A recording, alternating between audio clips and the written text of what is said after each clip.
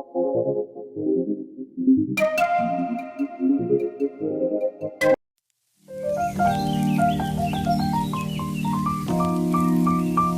All, నేను మీ Monika Prasad. Welcome back to my channel. ఈరోజు ఇంకో వ్లాగ్తో మేము ముందుకు వచ్చేసానండి.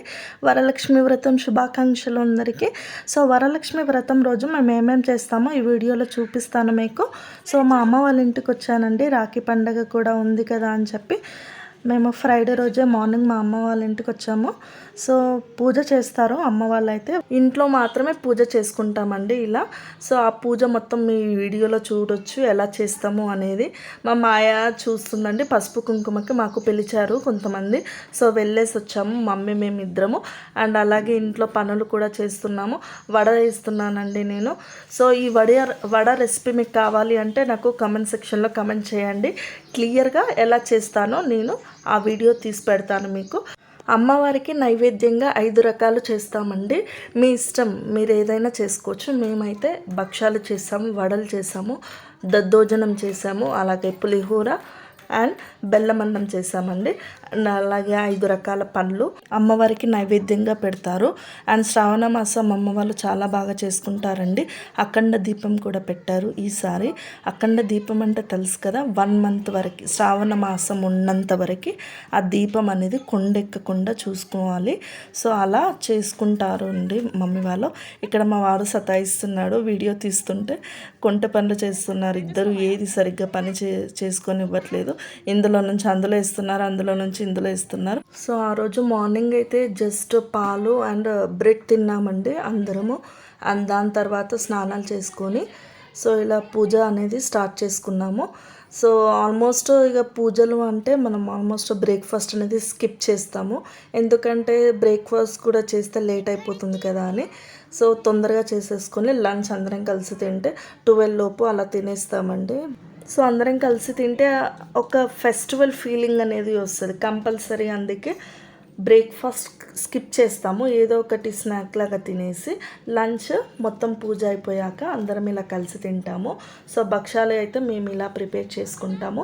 ఒక ప్లాస్టిక్ కవర్ తీసుకొని అది మంచిగా కడుక్కున్న తర్వాత వాటర్ అనేది మొత్తం తీసేసి ఆయిల్ ఇలా స్ప్రెడ్ చేసుకొని ఆ బాల్ అందులో పెట్టి ఇలా రోల్ చేసుకొని ప్యాన్ పైన వేయించుకోవడమే అండి. సో ఆయిల్తో కానీ నెయ్యితో కానీ ఇలా చేసుకుంటాము. మేమైతే ఆయిల్తోనే కాలుస్తామండి. తినేటప్పుడు కొంచెం పాలు నెయ్యి వేసుకొని తింటాము. మేమైతే ఇలా తింటాము. మీరు ఎలా చేసుకుంటారో, ఎలా తింటారో, దేంతో తింటారో నాకు కమెంట్ సెక్షన్లో కమెంట్ చేయండి. అండ్ కొన్ని విలేజెస్లలో కూడా చూసానండి మా అమ్మ వాళ్ళ దాంట్లో పాలకి బదులుగా చక్కెర నీళ్ళతో కూడా తింటారు. ఇలా తినే హ్యాబిట్ ఎవరికైనా ఉందా మీలో? సో ఒక్కసారి ట్రై చేశాను. ఇది ఆల్రెడీ స్వీట్గా ఉంటుంది, ఆ చక్కెర నీళ్ళతో ఇంకా స్వీట్ అనిపిస్తుంది. ఎక్కువ తీయగా కావాలి అనుకునే వాళ్ళు అలా తింటే చాలా బాగుంటుంది. ఒక్కసారి ట్రై చేయండి. నాకు అయితే పాలు అండ్ నెయ్యితో మంచిగా అనిపిస్తుంది.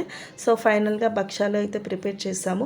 అక్కడ మా మాయ తినాలా అని చెప్పి అన్నీ చూస్తుందండి. తింటాను అని చెప్పి ఏడుస్తూ ఉంది కూడా. సో ఇక్కడ నేను కంకణాలు కూడా కడదాము అని చెప్పి ఇంటి ముందనే మ్యాంగో ట్రీ అనేది ఉందండి. సో కంకణాలు అయితే కడదాము అని చెప్పి ఆకులు తెంపుతున్నాను. సో 5 లేదా 9 కంకణాలు అయితే కట్టుకుంటామండి. అలా ప్రిపేర్ చేసి దేవుని ముందు పెడతాము. దేవునికి పూజ అయిపోయాక లాస్ట్లో కట్టుకుంటాము. సో ముందుగా దారం అనేది దొడ్డు దారం ఉంటుంది కదా, దానికి పసుపు రాసేసి సో కంకణాలు ఇలా ప్రిపేర్ చేసుకుంటాము.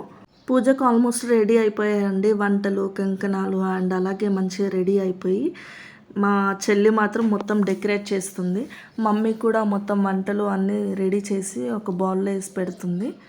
నేను పిల్లలకి రెడీ చేసి నేను రెడీ అయ్యాను. పూజ దగ్గర కూర్చొని పూజ అయితే కంప్లీట్ చేసుకున్నాము ఫైనల్గా. అండ్ మధ్యలో నేను కంకణాలు చేస్తుంటే మమ్మీ నాకు కట్టు అని చెప్పి మాయ అయితే డిస్టర్బ్ చేస్తుంది. ఇక్కడ మొత్తం మీద అది డిస్టర్బ్ చేసిన మొత్తం మీద కంకణాలు అయితే ఇలా ప్రిపేర్ చేశాను నేను. చాలామంది అయితే మార్నింగ్ చేసుకుంటారు. ఒకవేళ కుదరని వాళ్ళకి ఈవినింగ్ కూడా చేసుకుంటారు అలా. సో ఎప్పుడైనా చేసుకోవచ్చు మనము వరలక్ష్మి వ్రతం మార్నింగ్ లేదా ఈవినింగ్. అండ్ మమ్మీ ఇక్కడ కలశంకి క్లాత్ అనేది చేస్తుందండి. ఈ క్లాత్ అనేది మనం ఏం చేసుకోవాలి అంటే మనం శారీస్ పైన ఈ బ్లౌజ్ అనేది కుట్టించుకోవచ్చు అండి. సో ఇలా చేస్తారు చాలామంది. అండ్ అలాగే కలశంలో ఉన్న నీళ్ళు తులసి చెట్టుకి కూడా పూస్తారు. అండ్ ఆ టెంకాయ కూడా ఏం చేయొచ్చు అంటే, ఆ టెంకాయ ఏదైతే పెడతామో కలశం పైన ఆకులు పెట్టి ఆ టెంకాయ పెడతాం కదా, ఆ కొబ్బరికాయ మనము ఇంట్లోనే కొట్టి ప్రసాదంగా చేసుకొని ఇంట్లో వాళ్ళందరూ తినాలి. చాలామంది అయితే ఒక వస్త్రంలో ఆ టెంకాయ పెట్టేసి ఏదైతే కలశం పైన పెడతామో ఆ టెంకాయ అందులో పెట్టేసి ఇంటి గుమ్మానికి కడతారు. అలా చేస్తారో లేదో నాకైతే తెలియదు. మేమైతే పెట్టిన టెంకాయ నెక్స్ట్ డే అలా కొట్టేసి ఆ టెంకాయతో మేము నైవేద్యంగా చేసుకొని తింటాము. ఒకవేళ మీకు తెలిస్తే కమెంట్ సెక్షన్లో కమెంట్ చేయండి నాకు. ఆ టెంకాయ మీరేమేం చేస్తారో, ఎలా చేయాలో నాకైతే కమెంట్ సెక్షన్లో మర్చిపోకుండా కమెంట్ చేయండి. ఓకే, సో పూజ అయితే ఆల్మోస్ట్ సిద్ధం అయిపోతుందండి. అండ్ పూజ మొత్తం ఇలా చేసుకున్నాము ఫైనల్గా. ఇది వచ్చేసి ఫైనల్ లుక్. మంచిగా అలంకరించాం కదా, మీకు నచ్చిందా? ఒకవేళ నచ్చితే లైక్ చేయండి, షేర్ చేయండి, అలాగే సబ్స్క్రైబ్ చేసుకోండి. గౌరమ్మ దగ్గర మనము పూజ చేసుకుంటాం కదా, నెక్స్ట్ డే ఆ గౌరమ్మని ఏం చేస్తాము అంటే ముఖానికి రాసుకోవాలండి ఆడవాళ్ళు. ఒకవేళగా ఎక్కువ ఉంటే తులసమ్మ దగ్గర ఆ పసుపుని అలా పెట్టేస్తే సరిపోతుంది. సో ఫ్రైడే వరలక్ష్మి వ్రతం శ్రావణ మాసంలో ఇలా చేసుకోవడం చాలా సంతోషంగా అనిపించింది నాకైతే. ఈ వీడియో మీకు నచ్చితే లైక్ చేయండి, షేర్ చేయండి, అలాగే సబ్స్క్రైబ్ చేసుకోండి. అండ్ మేము లంచ్లోకి వచ్చేసి బెండకాయ ఫ్రై, కట్టుచారు అండ్ ఆల్రెడీ రెసిపీస్ చెప్పేసాం కదా, ఆ రెసిపీస్తోనే మేము తినేసాము. అండ్ ఈ వీడియోలో మంచి మంచి ఇన్ఫర్మేషన్ కూడా ఇచ్చాను అని అనుకుంటున్నాను మనస్ఫూర్తిగా. And thanks for watching once again. And అలాగే don't forget to subscribe. Thank you all. Bye.